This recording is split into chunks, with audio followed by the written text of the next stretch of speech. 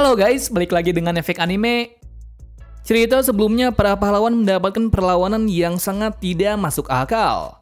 Bagaimana tidak, mereka telah mengeluarkan kemampuan terbaiknya untuk bisa menahan sperm dan homeless man. Tetapi kabar buruknya, bala bantuan dari Nichirin malah terbunuh dalam insiden itu. Parahnya lagi, dalam kondisi genting tersebut, Feng diharuskan untuk bertarung dengan Garo yang sudah menjadi monster. Tapi sebelum kita menuju topik utama, jangan lupa untuk klik subscribe dan nyalakan lonceng notifikasinya agar selalu mendapatkan update seputar alur cerita anime dari kami. Dan berikut alur cerita One Punch Man Season 3 versi manga part 7 versi Efek Anime.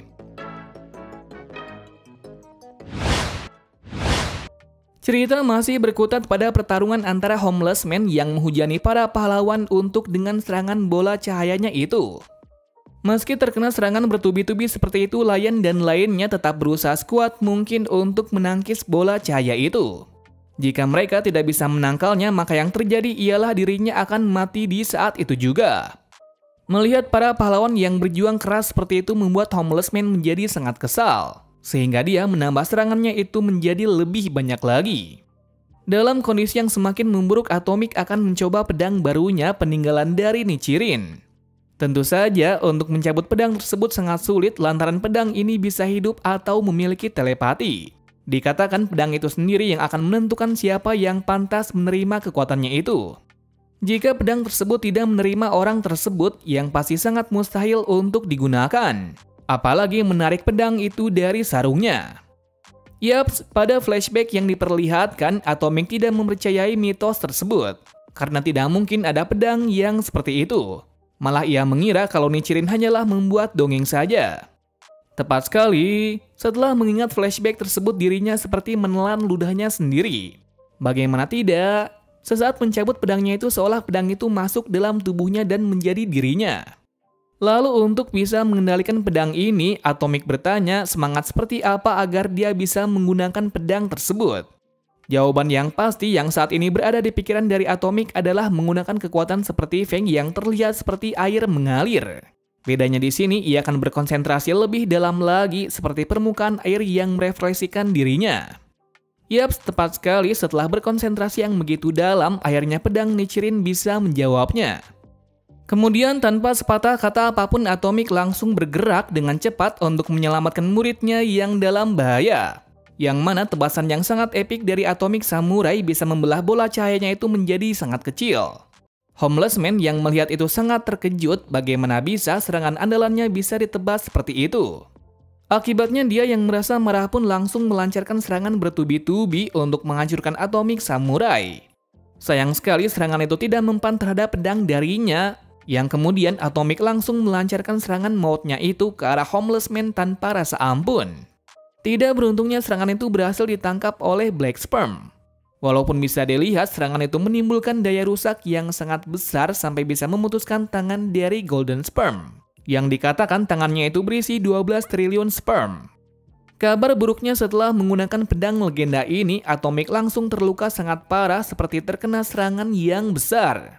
Ternyata tubuhnya dan pedang legendaris itu telah menjadi satu. Berarti kan kalau pedang tersebut memang benar-benar hidup. Pastinya sperm dan homeless yang tahu kelemahan itu sangat senang karena di balik pedang yang mematikan seperti itu pastilah memiliki batasan. Jadinya dia akan menggunakan kemampuan terkuatnya untuk mengakhiri ini semua. Saat sebelum melancarkan serangan itu, tiba-tiba saja ada aura yang mengerikan dari sisi belakang yang sangat kuat. Yang tak lain di belakang sana King menggunakan King Engine-nya. Tentu saja Genos yang dalam kondisi yang parah itu sangat senang karena sang pahlawan terkuat akhirnya tiba di saat yang tepat. Sisi lainnya, Metalbot yang baru sampai dan melihat King akan bertarung mengurungkan niatnya untuk membantu. Dikarenakan jika ada dirinya pasti tidak ada yang perlu dikhawatirkan. Jadinya ia menunggu serta memastikan gerombolan sperm tidak lari dari tempat ini. Sementara dalam sudut sperm dan homeless man yang tahu kalau pahlawan terkuat telah datang akhirnya sangat senang dan berwaspada. Karena dari kabar yang beredar kalau King memiliki kekuatan yang sangat berbeda dari pahlawan lainnya. Dan untuk mewaspadai kekuatan yang akan dikeluarkan oleh King, mereka berdua akan memperhatikan baik-baik pahlawan terkuat memiliki kekuatan sebesar apa. Tepat sekali, King yang berdiri sangat tegak menantang tersebut langsung terkena mental. Seharusnya dia tidak usah berada dalam pertarungan ini. Apalagi dua pasukan terkuat dari asosiasi monster bersiap untuk menghadapinya. Nah, dalam ketakutan tak terbendung itu, King berharap kalau Saitama datang di saat-saat seperti ini. Jika tidak, maka dalam sekejap dirinya akan mati. Sayang sekali harapan itu sirna ketika yang datang bukanlah Saitama melainkan Child Emperor dan Puri. Bahkan di awal kedatangannya itu justru mereka berdua berharap besar kalau King akan memenangkan pertarungan ini. Masih pada Sperm dan Homeless Man yang mewaspadai apa yang akan dilakukan oleh pahlawan terkuat selanjutnya. Akibat hal itu pula mereka berdua mulai berpikir yang tidak-tidak yang membuat memperkeruh suasana. Padahal waktu itu King belum berbuat apa-apa sedikit pun. Merasa tidak ada perlawanan lagi, Homeless Man langsung mengeluarkan kekuatan andalannya lagi berharap dengan ini King akan bertarung.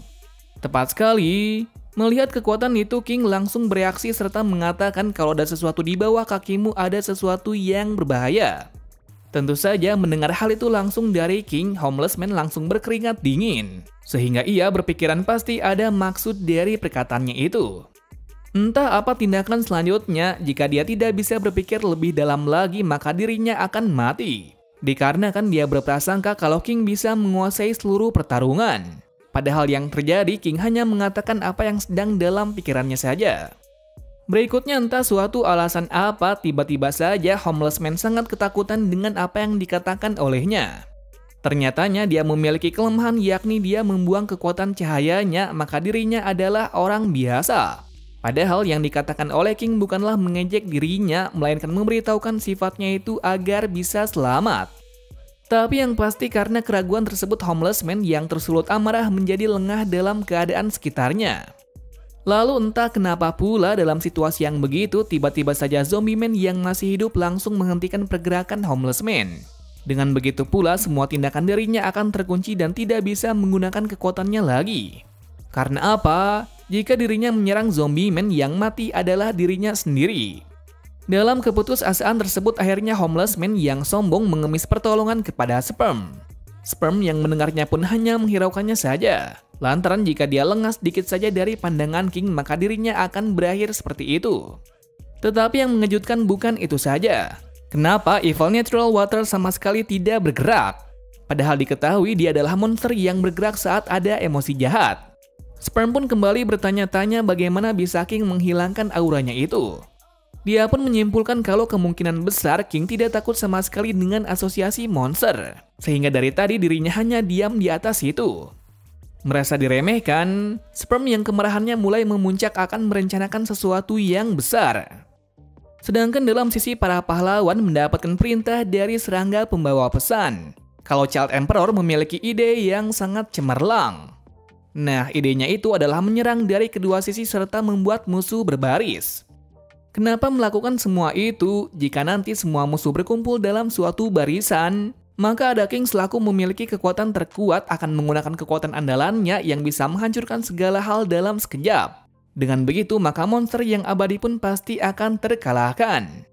Seperti yang diketahui mendengar rencana tersebut, King langsung kena mental lagi. Bagaimana caranya melakukan hal seperti itu? Namun pembicaraan itu terhenti atas Sperm yang menjadi sangat aneh yakni mereka semua berkumpul menjadi sesuatu yang aneh.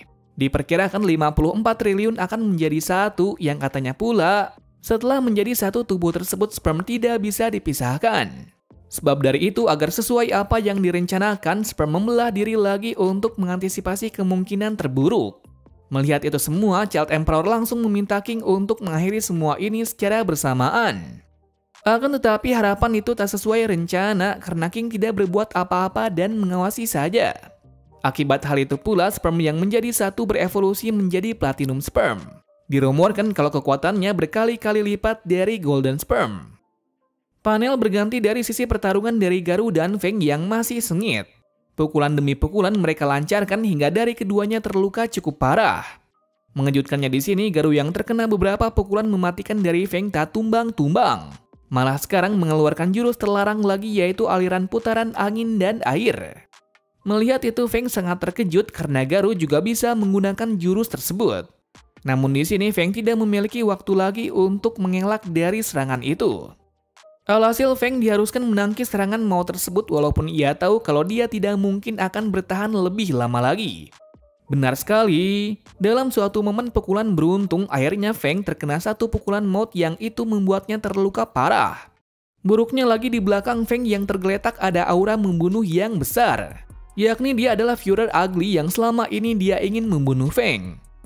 Scene berganti pada arah dari pertarungan sebelumnya, di mana waktu itu Homeless mengejek kalau King hanyalah mengawasi saja. Di situ pula dia juga berkata kalau ucapannya salah karena jika hal itu sesuai dengan rencana besarnya pahlawan, maka pastinya saat itu juga para pahlawan akan menghadapi musuh yang lebih besar lagi. Yang tak lain musuhnya itu adalah God. Entah sesuai perkataan itu ditunjukkan siluet makhluk aneh dari bulan yang berkata pada Homeless Man kalau dirinya akan mengambil kekuatannya kembali. Yaps, tepat sekali, dia adalah makhluk terkuat di seluruh bumi yaitu God. Yang mana terlihat kalau God setelah bangkit setelah sekian lama. Mengejutkannya saat itu juga Homeless Man yang diambil kekuatannya langsung membusuk. Dikarenakan semakin menyakitinya maka dirinya akan terbakar meskipun tidak ada api di sekitarnya.